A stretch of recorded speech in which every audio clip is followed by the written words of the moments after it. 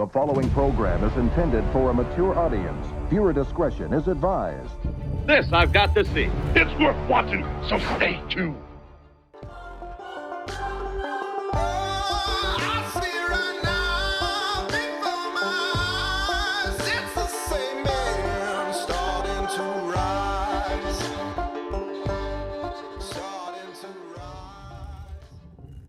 Happy Monday. Good to see you guys. Leandro's here. John, Jared, Mr. Piotrowski, Patrick, Jordan's here. Richard's here. Mr. Malloy is here. I'm Jeff Allen. This is Miss Cynthia Cruz, the only woman allowed on this show for her professional feminine perspective. Good to see you. Good to see you, and happy Monday. Happy Monday. Patrick just gets to skip Monday every single week. That's not fair. I'm a little envious. Yeah, every single time we see Patrick, it's not Monday because it's Tuesday. He's in another world. Good to see you, gentlemen. Welcome to the show. Happy Monday. We start on the platform of fun and some comedy because we always dive into the stuff. We always dive into the shit, into the ocean of the skills of how to do this, how to up-level yourself as a man. I was listening actually to a Buddhist monk who's been in Thailand for the past 3 years on, let's say, retreat in Thailand. And he has a history of psychology and therapy as well. So it was a fun mashup this morning. And he talked about how his number one thing is to remove suffering from life, remove suffering from people's lives, period. Right? That's it. Is how he said it. That's it. And I agree with that. And I thought, you know what? It's about removing suffering from our lives and up-leveling into the next level of greatness for us. It's turning our shoulders toward greatness for us as a man and in relationship. You want more passion and connection. And whether you're here because you heard, I love you, but I'm not in love with you, or, you know, sex is off the table, or this isn't working, or I haven't loved you for 25 years, or, you know, all those fun things that we've heard. To the front door knock, as Cynthia and I call it, to this work is something in a relationship 99% of the time with a woman, right? One way or the other. And you come for that and you leave with friends, connections with men around the world, confidence, mojo, perspective, mindset, way more than you expected, right? It's not the promise, it's the delivery of way more than what you guys expected and what I expected back when I found this work.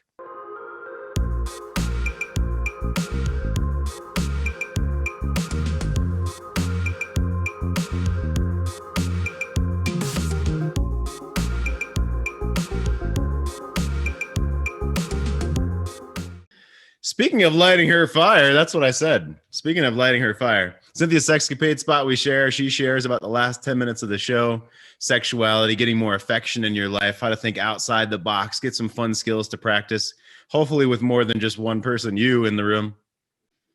Depends on what you're going for, though. If you're part of the Jason Bradbury's Better Sex class, one of his challenges and pieces of homework is to go fuck yourself. You have to ask Jason about that. Is Jason here today? Oh my God.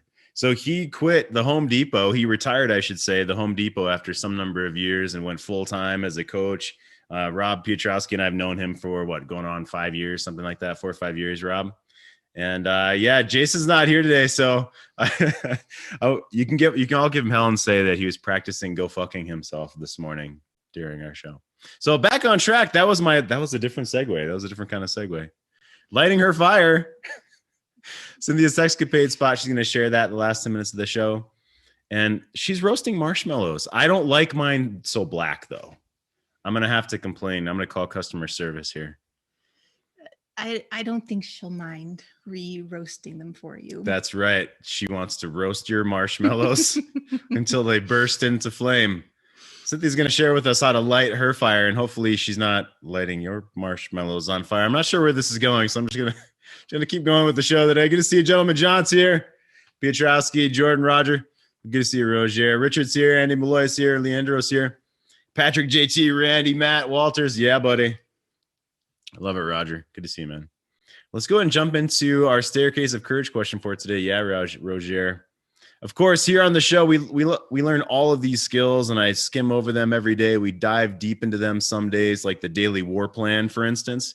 I really had to focus on my daily war plan today of, it's Monday. I just had some fun. Yesterday, we went and shot at the clay sport shooting range yesterday. That was super fun. I got a new samurai game, so I'm slicing people up with a samurai sword. That's what I was doing yesterday. I don't know what you were doing, but I was shooting things and slicing things with a samurai sword. I had a fun Sunday. So this morning I had to focus on my routine, right? Grounding myself. What do I want from that moment of time? Is there anything in my way? Step number 3. And what do I need to accept? I mean, this morning was you do accept. All right, it's Monday. Let's get back into it, right? Accept that it's not beautiful and sunny here in Colorado today, but it actually did start to rain. So Cynthia was very happy. Cynthia was happy. She did the skipping and ran in and said, it's raining. I need to move to a place with more rain if you're going to skip and jump around like that. And the 5th step of the daily war plan is having courage for your next kingly step, in life. And this is what I intended to put. And I realized right this second, I actually didn't punch those words into the staircase of courage question for today. I'm going to have to complain to my boss about the workmanship around here. Yeah, I forgot to do that. I'm going to complain to my boss. So what is your next kingly step today? That was my question for today. So on this Monday or Tuesday, depending on where you are in the world, what's your next kingly step in life?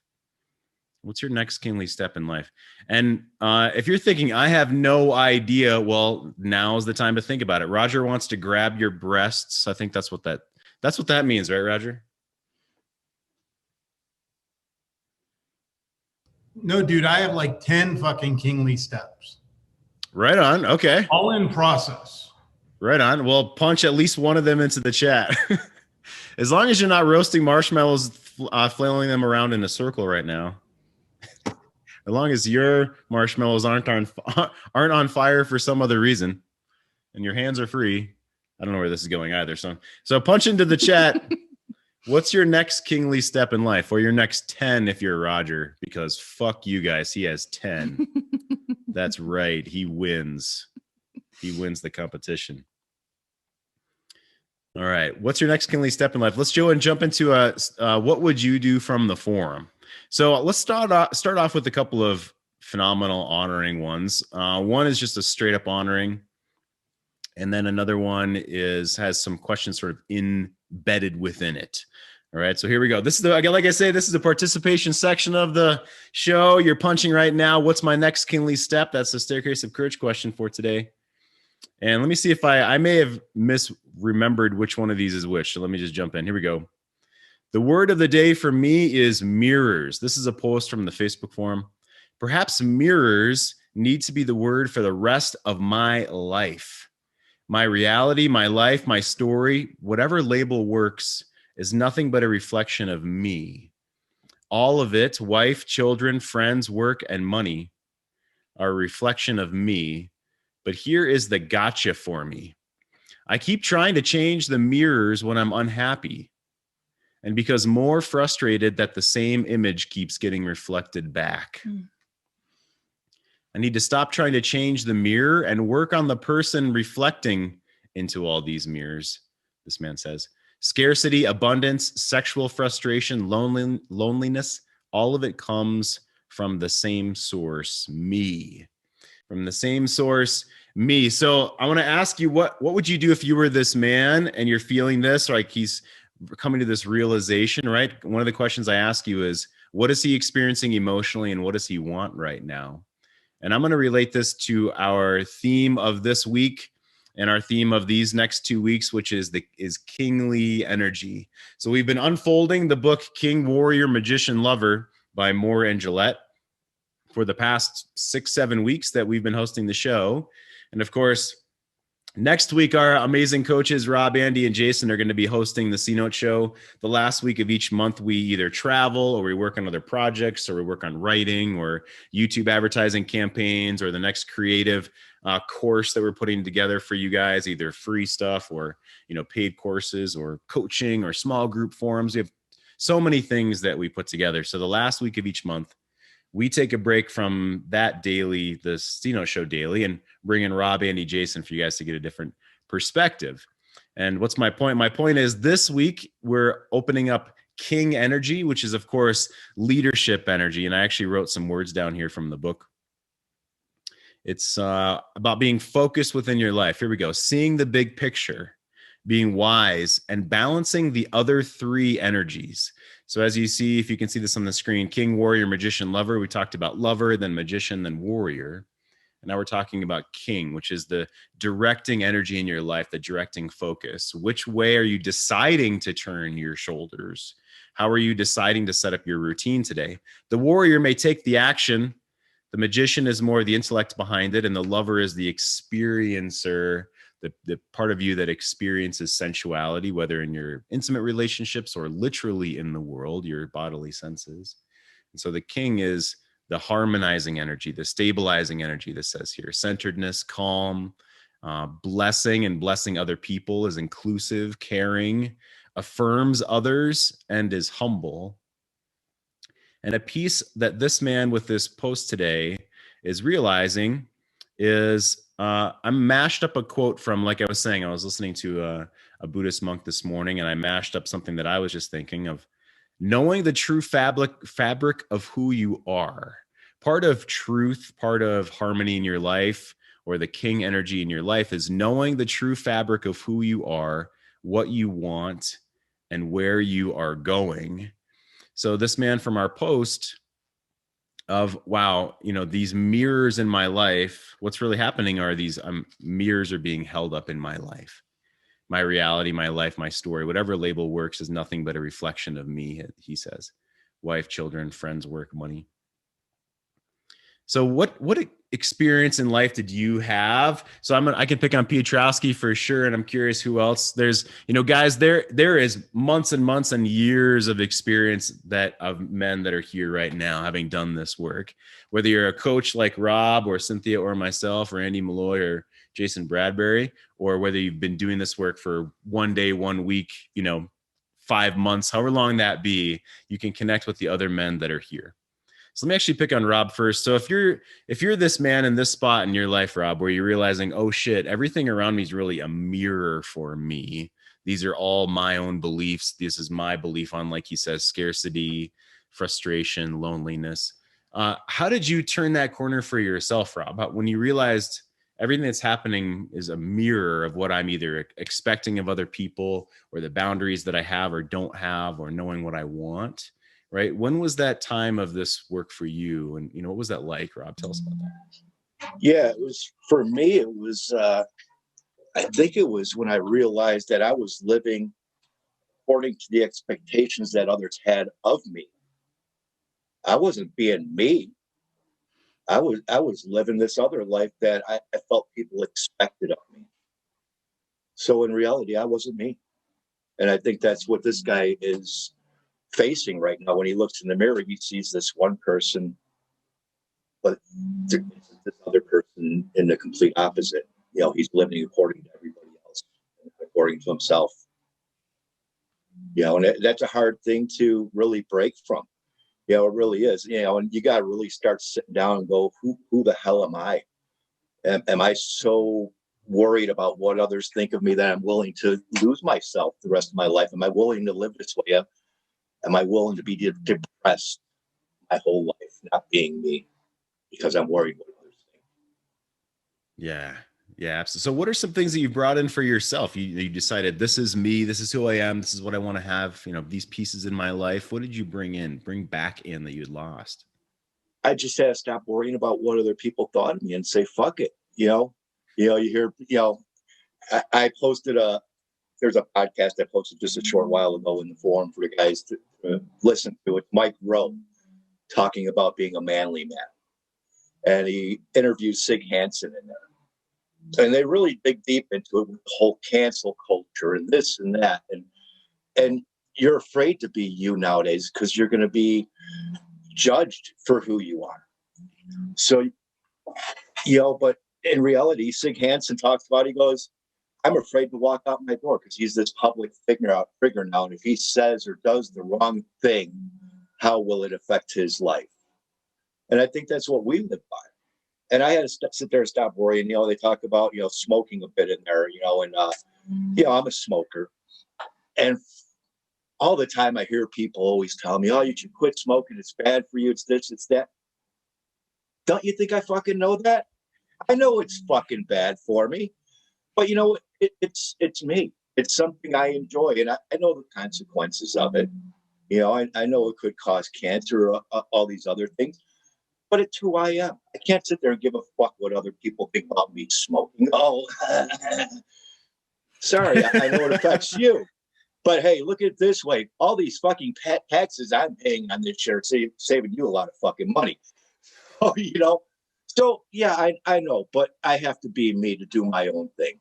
I can't sit there and live by what others think of it or what they expect of me.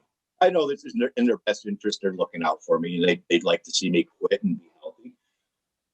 But truly, would I be happy if I quit?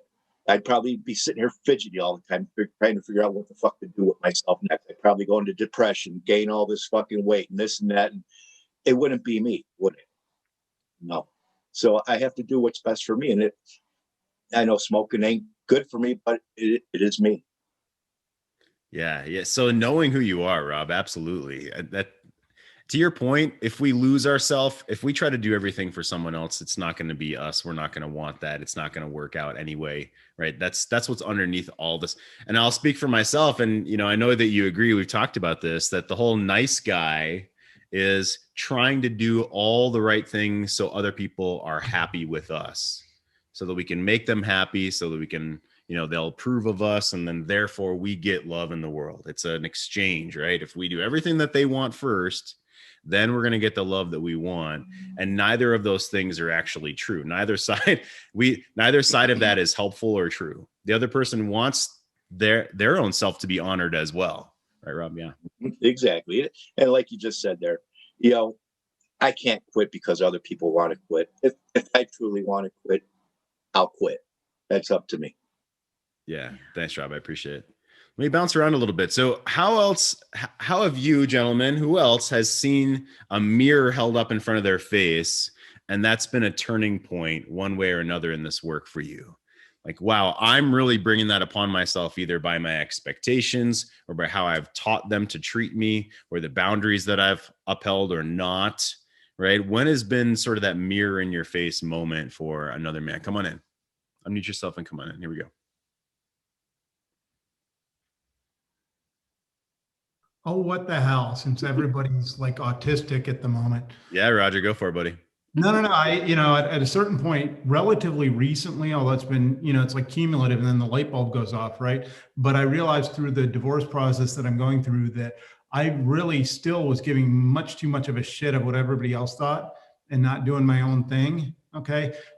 I think the key here is, any of us could drop dead like right after this call, or even during this call, like we could slip on a fucking banana peel or something. So you better be living your life now. Like, quit waiting, quit worrying about what everybody else thinks, do your thing. You can see in the chat, I'm doing a whole bunch of my fucking things, which is great. And the other thing, the light bulb that clicked is with this contentious divorce. It's like, I decided, okay, I'm fucking going on offense and I'm going for it. Okay. I'm going to get the kids and everything. And, I'll probably share it in the relaunch tonight, but suffice it to say, I've turned the tide, like one example is that the nasty false affidavit the wife had filed from our nanny two nannies ago, which is her friend. Well, I researched her Twitter, and she's doing like publicly available Satanist podcasts, and is a big fan of the PLO, which is really funny considering the likely arbitration judge is Jewish. So what's PLO? Palestine Liberation Organization. They blow up buses and shit. So, the hilarity never stops. I was laughing like most of the day on Saturday and stopped midday yesterday. So, but it's like, you take charge of your life, man. You run it, and don't be passive, and don't let anybody else tell you what to do or think. Oh my goodness. Yeah. Slam dunk. I love it, Roger. Absolutely. So I'm going to use that in step 4. Thanks, Roger. That was fantastic, buddy. I pulled a few paragraphs. Cynthia and I curate every single one of these shows. This is not ad hoc, right? This is not copy paste. This is, how do we want to serve you guys? What's next on the, how do we unfold the next mountain for you, right? And so we're going into King energy. So let me read a couple of paragraphs from Moore and Gillette. The King energy is primal in all men. It comes first in importance, and it underlies and includes the rest of the archetypes in perfect balance. The good and generative king is also a good warrior, a positive magician, and a great lover. And yet, with most of us, the king comes online last. Historically, kings have always been sacred. As mortal men, however, they have been relatively unimportant. Right? It's the seat, it's the archetype that's the most important. He's going to go on to explain here. It is the kingship or the king energy itself that has been important. We all know the famous cry when a king dies and another is waiting to ascend the throne. The king is dead and long live the king. The mortal man who incarnates the king energy or bears it for a while in the service of his fellow human beings, in the service of the realm of whatever dimension that is for you, in the service of the cosmos, it's almost an interchangeable part, a human vehicle for bringing this ordering and generative archetype into the world and into the lives of human beings. With the raising up of the new king, the king energy was re-embodied, and the king as archetype was renewed in the lives of the people of the realm. In fact, the whole world was renewed. And what I want to encourage you here is to think of this like a metaphor, right? So the passing of the previous king and the throne, the embodiment of the new king energy, you can do that. You have done that. You are doing that. You have turned the page. You have crowned yourself again in version 2.0. I saw some version 2.0 from Leandro in the chat here as well. You've done that for yourself. Yeah, you yesterday, you last year, you 2 years ago was the previous king of your life, the previous direction and plan of your life, and you've turned the page. You're in a new phase of who you are as a man. So as Moore and Gillette discuss here, it's not about the exact man itself. It's the energy that you embody. It's the incarnation of the way you want to be and direct your life. So you are doing that now for yourself. You don't have to literally physically die in this body to re-embody a new way of being, a new way of thinking. And that's what you do every single day here on the show of coming here, talking with the other Spartans in your life that are doing this, these other men. I mean, the number one thing is connections with other people who believe what you believe. And that's what you get here on this show. And that's one thing I'm hugely proud of. Let's take this at another angle for a moment. This is an audiobook, another book I just finished right now. It's pretty good. It's a different take on things. He talks about golf and NASCAR and basketball. And this Bob Rotella, Dr. Bob Rotella, is a sports psychologist. And here's how the book actually sort of sums up. And this is beautiful with king energy, especially the first day as we unfold this. From the book, Dr. Rotella says, he cares about the results. So the way a champion thinks. The champion, the man, cares about the results he achieves to some extent, because those results can be a good gauge of the effort he invested. But he knows that the effort is more important than the results. He knows there can be games where the scoreboard says he won, but in his heart, he knows that he didn't because he didn't meet his standards of effort, whether they involve rebounding or diving for loose balls or putting all the heart and soul he had, he talks about golf a lot in the book, or putting all the heart and soul he has into a violin solo or rebuilding a house where every nail is hammered in precisely. Regardless of what others might think or say, he defines exceptional for himself. He wants very much to be proud of the effort he made every day. He wants to spend his time seeing whether he can get a little bit better at whatever it is that he chooses to do. That's the way a champion thinks. That's the way a king thinks. So before I read another question from the forum, Cynthia, let me ask you. So when a man embodies, I'm clicking the wrong button here. There we go. When a man embodies this new way of being a king in his life, right? And he's turned the page, but yet the people in his life, it's called the 1,000-foot tow rope, right? So for pulling an inner tube behind the boat and the boat turns, the tow rope is going to go slack for a while until people in our lives, in this man's life, believe this is for real, right? Yeah. He's got to be going in a new direction for long enough that that tow rope becomes taut again to feel solid, right? So what would you say to the man that's in the middle of this right now, where the people around him don't believe that this is the new king that he's being? They don't believe that he's turned the page on this chapter of life. What would you say to him right now? These men right here that are doing this work on a Monday or a Tuesday, 6 a.m. in the morning, I think Patrick reminded us. What does that feel like as a woman to meet a man that's doing this work, right? Even though people around him may not believe in him right now. Oh my gosh. The king energy is so powerful. It's like you fill up the room in your king energy, and I feel it as a woman. It's like this strength and warmth all at the same time that just fills the space with a great holding. And so people in your life are certainly going to feel that, notice that. And the woman in your life might even feel how pleasurable that is, how wonderful that is, and might even hold herself back, because the king energy feels so amazing to a woman that when it dissipates, it's really like a ragged feeling for her. So you might feel that she's just holding back because she feels this amazing change, and she's kind of protecting herself until she knows it's something more solid and still around her. And there might be, she's holding on to the past and the king that you were before versus the king you are now.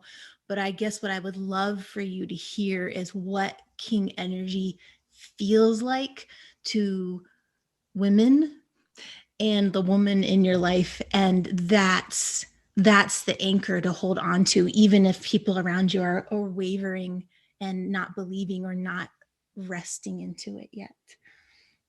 Yeah, beautiful. Thank you. I just sort of felt that a bunch of questions could spin off from that. Why? What do I do about it? What about my situation?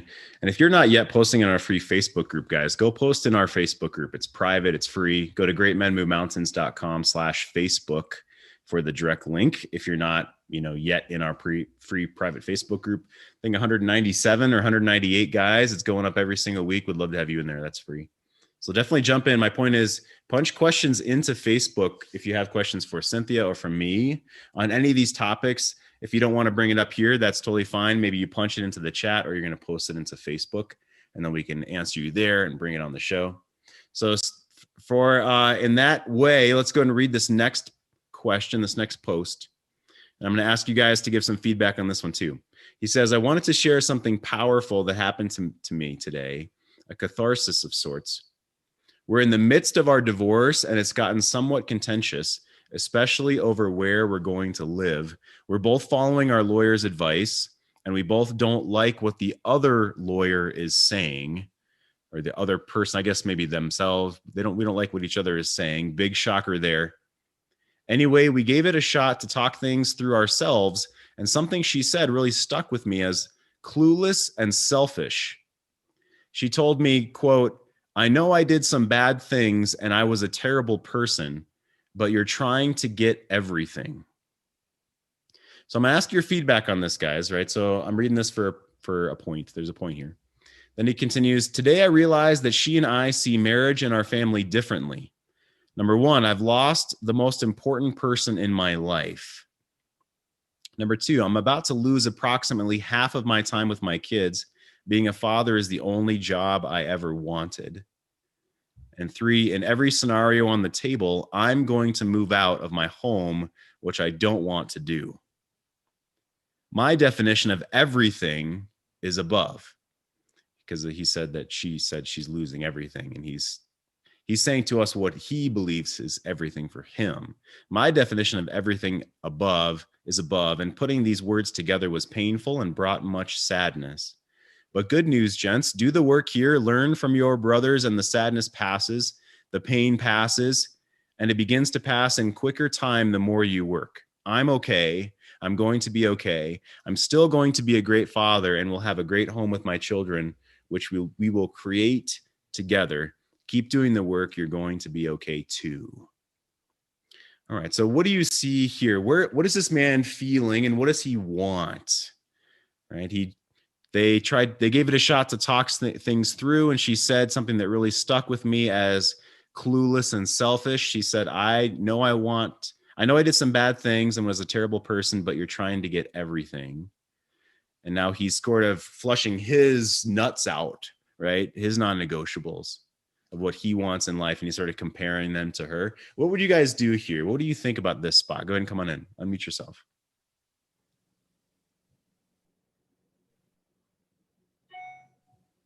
Yeah, Dennis, go for it, buddy. Well, it sounds like he's in the midst of a bitter divorce, and she's coming at it from a materialistic point of view versus where he's coming at it from an emotional point of view. Emotional point being, he lost everything around his family. The wealth was the accusation of acquiring the wealth is all around taking care of his family. And she's looking at it as a materialistic thing, going away with nothing like the life that she expected past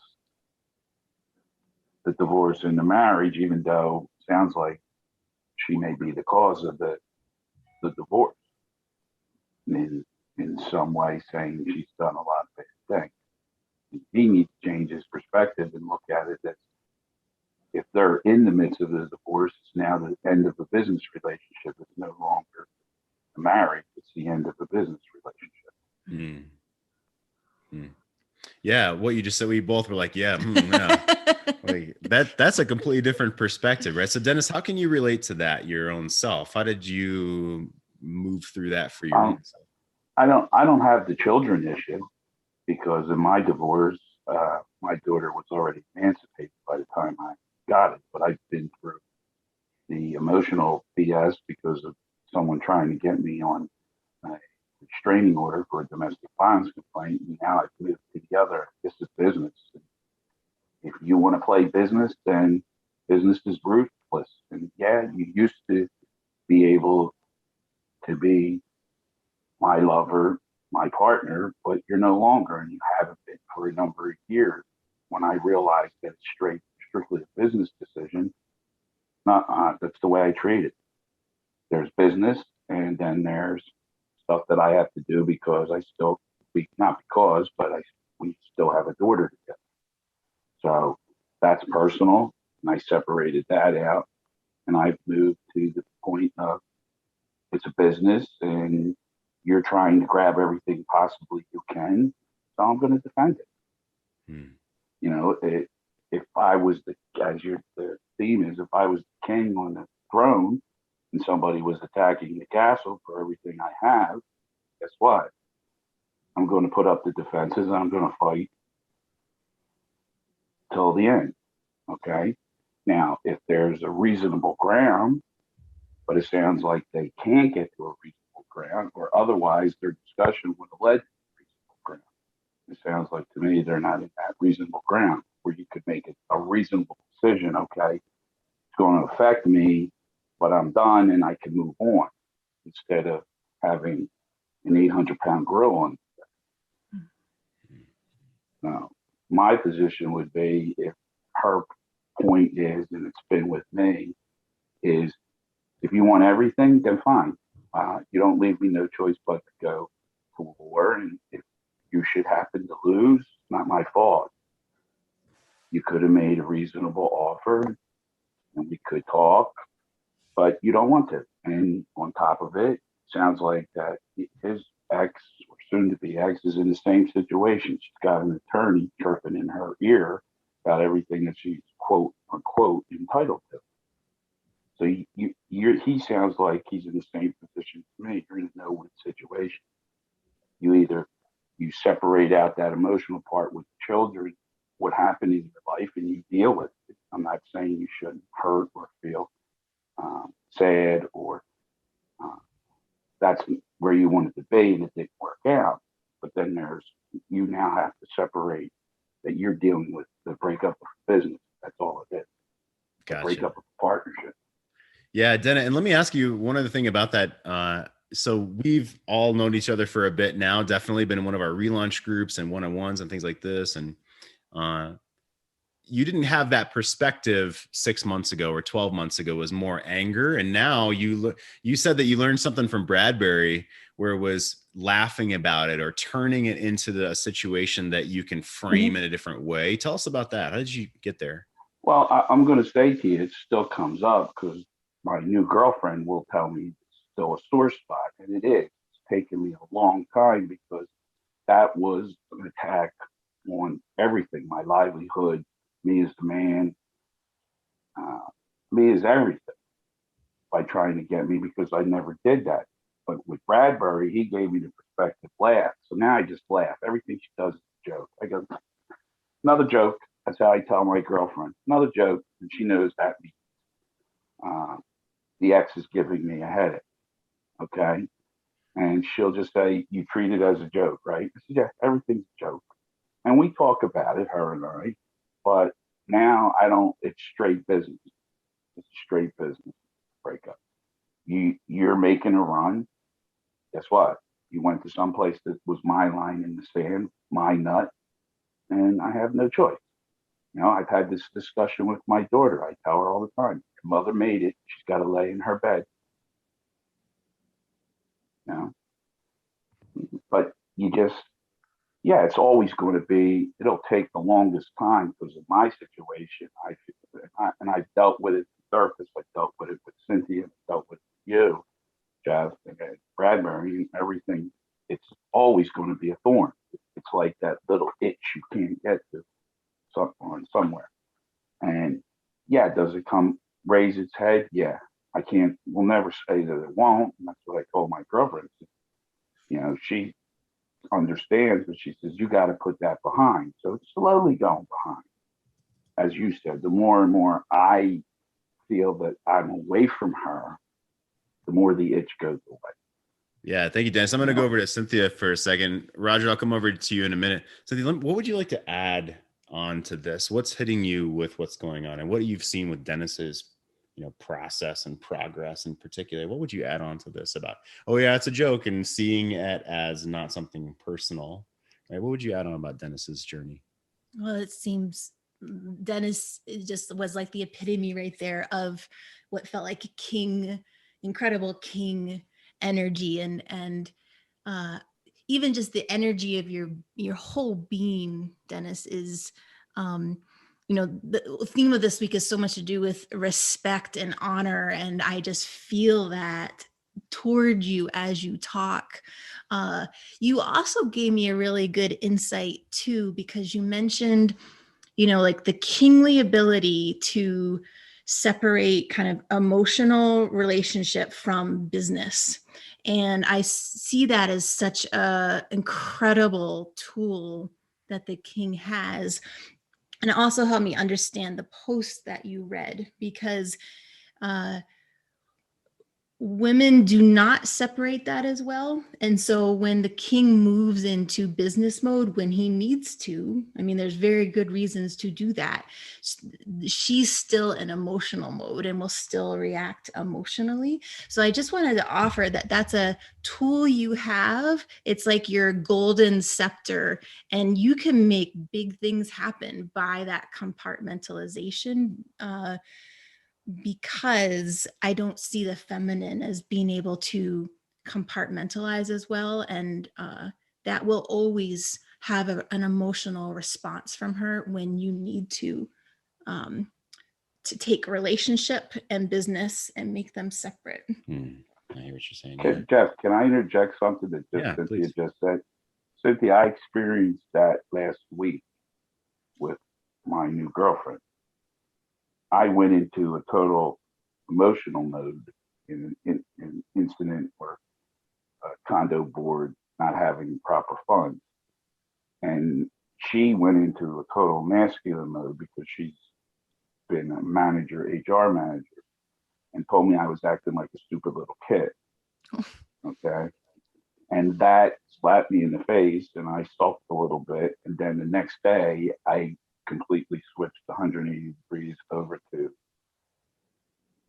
what you would call the non-emotional side, the business mode, and her whole body language and everything shifted back to being in the feminine.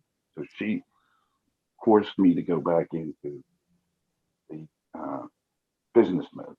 And now in the business mode, it's totally like I was supposed to act as a lawyer instead of acting like a childish little kid, which when she was telling it to me on Thursday night, I was sitting there sulking like a little kid. Okay. But she told her she was right. And she says, well, I'm going to write that down so I can remember. Nice. Yeah, fantastic, Dennis. And so, yeah, well, you took it well. You handled it. You went and, thought about it, came back the next day with a different energy. I love it. Thanks. Fantastic. Yeah, I appreciate that. Yeah, Roger, thanks for being patient. Come on in, buddy. Thanks, Dennis. That was great. Yeah, I'm always using the wrong mouse. I got 3 fucking computers here. Don't double click your own mouse, Roger. It's all right. Well, yeah, I do it all the time. Not to get too much into the whole divorce thing, but Dennis is right. To a large extent, you change your attitude and you change your outcome. Okay. And Dennis Collins had some good advice for me. On the one hand, it's a business transaction. Okay. So don't let emotions get the best of you.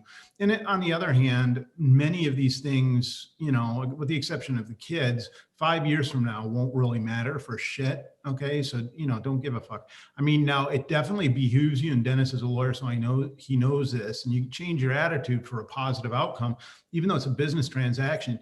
You got to remember, it's a dog eat dog world, and you're wearing milk bone underwear. Okay. So whatever. But, key is, fight for yourself on a neutral basis. Just think you're Kobe Bryant going for the throat, man. You want the win. It's like my wife and her bitch lawyer came in with outlandish demands at the arbitration hearing, not way back when, but 6 weeks ago. And, they wanted like $10,000 a month and, all kinds of horse shit. And, even at that time, and I've enhanced and honed this attitude since then, but it's like, how about let's play a game? It's called go fuck yourself. You go first. That's kind of what it boils down to. So be strong, take a positive attitude, fight for yourself, but just act like you're going to win, because that makes it that much more likely that you will. Yeah, Roger, I love what you're saying about controlling your mindset. And anytime I can hear more about your milk bone underwear, I always just do a little cheer inside my heart. Yeah, exactly. Every time I can hear about Roger's underwear. Yeah. Speaking of throwing away some dirty underwear. Ian gets to see my dick. I only heard gets to see my dick part, but I'll pass on that. I'm gonna press pause on that. I don't know what that offer was, but I'm gonna move forward. So this is actually a post from Steve Horseman, and he's talking about a previous client of his wrote what he coined the perfect letter to his wife's former affair partner. So here on the show, of course, we talk quite a bit about infidelity when it comes up, right? How do we handle that? What do we do about it? What are the skills through that? What are the emotional practices, and what's the mindset we want to have, or we can choose our mindset through that. And for the sake of moving into the king owning who he wants to be, turning your shoulders in the direction that you want, right? Controlling your own self in the way that you're proud of. I want to read this quick letter that one of Steve Horseman's clients wrote. I think that brings a lot to the table here. So the man wrote, let's see, Steve said he wasn't sure if this man wanted to send this or not to his wife's former affair partner. So Steve asked him to coach himself through it. And what the man came up with was one of the most powerful self-coaching sessions I've ever seen. And he gave permission to share it. Okay, so the man wrote, I've spent the past several days thinking about the question you posed, why I didn't send this letter. And here's what I said. Here's what I realized. I've never sent the letter because, contrary to my initial belief and feelings, my wife's infidelity had nothing to do with the other man. He was an outlet, an opportunity, and in reality is meaningless when it comes to the relationship between me and my wife. While writing the letter served as an outlet for my feelings, I realized nothing productive could come from sending the letter. What did I want from him or need from him? Nothing. Would an apology from him help my healing? No, because I don't give a shit about him. Would hearing from him that the affair was truly over or that it was a mistake make me trust my wife more? No, because the fact that he had an affair with a married woman speaks to his character and integrity, so no words from him really matter or could be trusted by me. Again, in the story of my wife and I, the affair partner does not matter. Even the affair partner who she still works with, he does not matter in the story of she and I. I am responsible for how I show up in my life, to those around me and to my wife, and no other man can change that. This is what it means to be a man. Rather than focus on the acts that he did and the betrayal he perpetuated with my wife, I found I need to focus on how I am showing up each minute of every day. That is the only thing I have control over. That is the only thing as men we have control over. If I want to have a new relationship with my wife, I need to show up each day in my masculine frame and to show her high regard. To remember that she's not her worst decision or worst acts. She's a beautiful human that I love, that is imperfect and that is trying to be and do the best she can in each minute. So regardless of what you would do in that spot, if you were that man and she, was unfaithful, regardless of what you think you would do right this moment, is not why I shared this. Why I shared this is because this man's king energy, his perspective on things, he's not falling into emotion here. He's being the king of which way he wants to turn his shoulders and believe in his life. And he also wants to believe that she's a beautiful human that I love, that is imperfect, and that she's trying to be and do the best she can in each minute.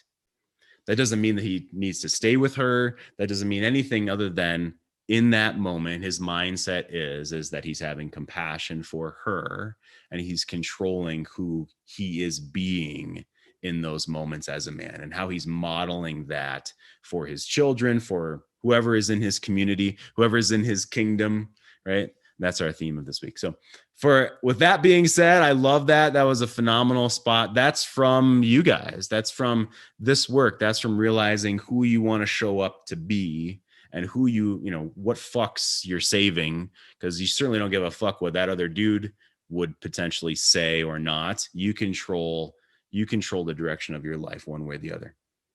Okay, that's perfect timing for us jumping over to Let's Light Her on Fire, Cynthia's Sexcapade spot. Light her on fire. Light her on fire. Here we go.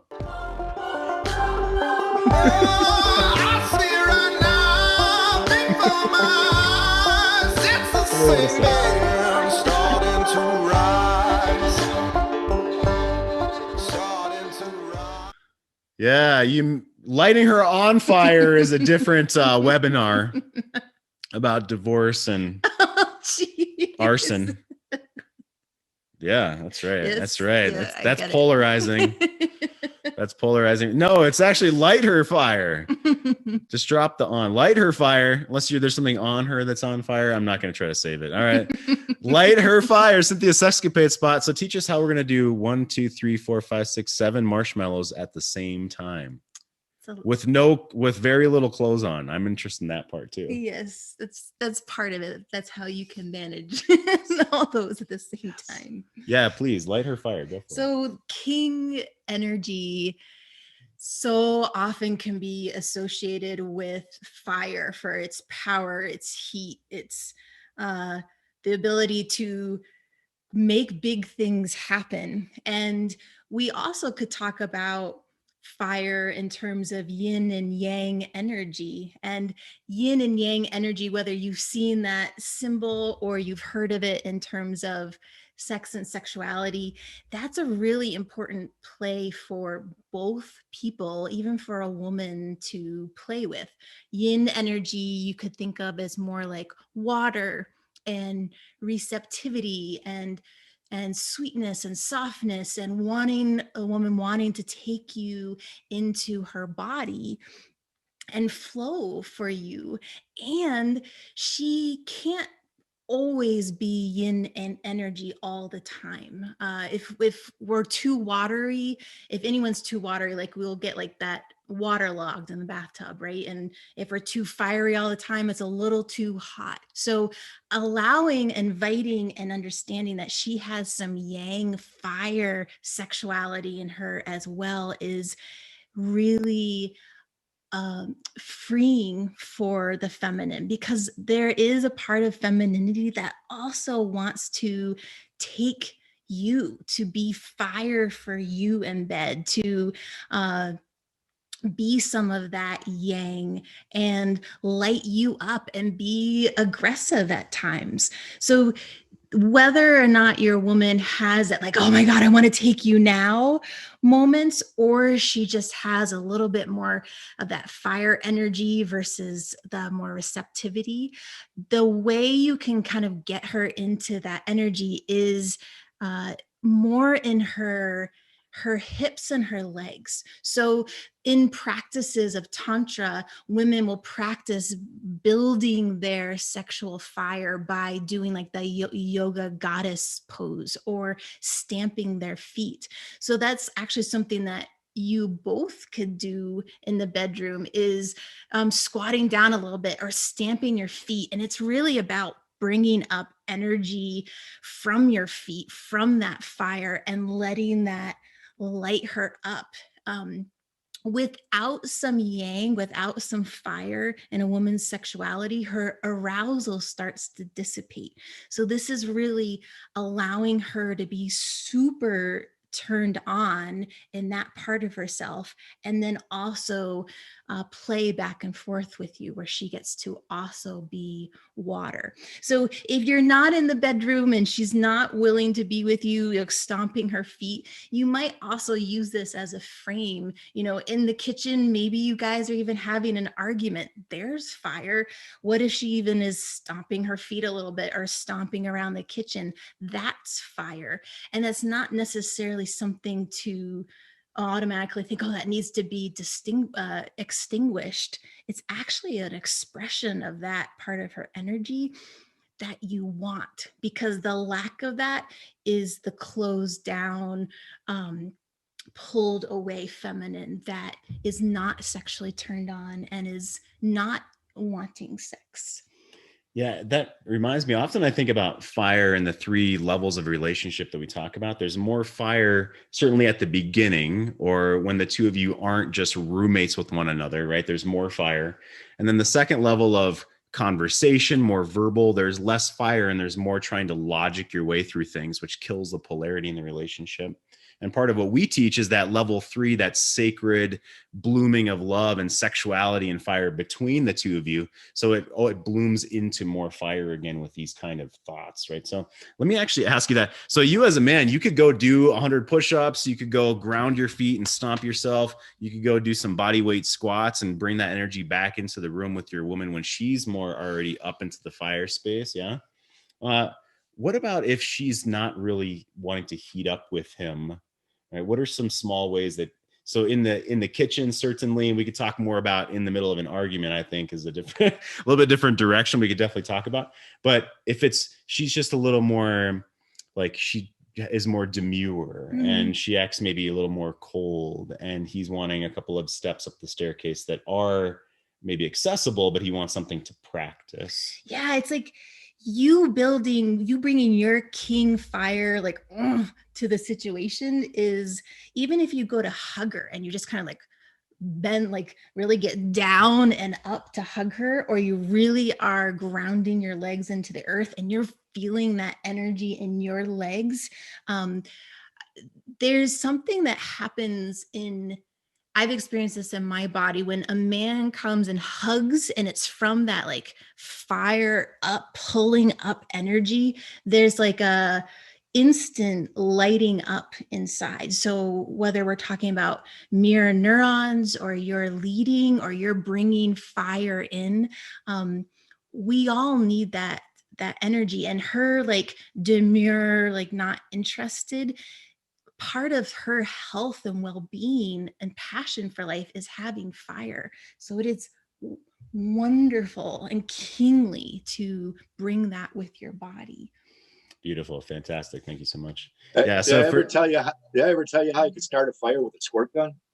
No, I love it. Yeah, you need to make a video of that. You can have one of those compilations. Totally should. Yeah, a compilation. Absolutely. Petrowski, thanks, buddy. Good to see you. Absolutely. So I want to let you know we're doing a retreat at the end of August here in Colorado. It's going to be near Denver, Colorado. That's going to be coming. We're going to be in Columbus, Ohio. May 1st, we're going to leave this Sunday. Going to be there next week, and then have a men's group meetup May 1st in Columbus, Ohio. I'm going to be in Idaho, half an hour from Spokane, Washington at the end of May. And then we've got other things coming up too. So I want you guys to meet us in person somewhere, whether it's just to get yourself there kind of meetup, whether it's in Spain, hopefully in this September. Hopefully we get over to Europe this September. I'm going to keep saying that out loud until they stop us, until the world opens up again, one or the other. And So Bernard, who's been on the show, lives in Amsterdam. We've got guys in Copenhagen, Lund, Sweden, UK, of course, and London, all around London as well. So we're trying to get over to Europe. Put something on your calendar. If you hear one of these and you think, hell yeah, I want to spend a long weekend in Colorado or Idaho, put it on your calendar. Ask us about it. We will give you more information, but block out like 3 or 4 days when you hear this stuff, guys. Pick one weekend a year at least to come meet us at a meetup or a paid retreat. It's 100 times worth it. Absolutely. So Piotrowski, appreciate you being here. You guys are fantastic. Ian, John, good. I love it when you guys have your cameras on. Dave's here, Hussein, Leandro, Jordan, good to see you guys. Dennis, thanks for coming in. Matt's here too. Richard, Patrick, Kent Walters, JT, Andy, and Randy. You guys are fantastic. We'll see you guys tomorrow. Same time, same channel. Thanks. Thank you. Ciao, guys. Get more affection, love, and sex in your marriage. Get less paralyzing fear and rejection. Never miss an episode. Watch anytime, anywhere, 3 a.m. on the toilet. Get full episodes. GreatMenMoveMountains.com/VIP. The C Note Show.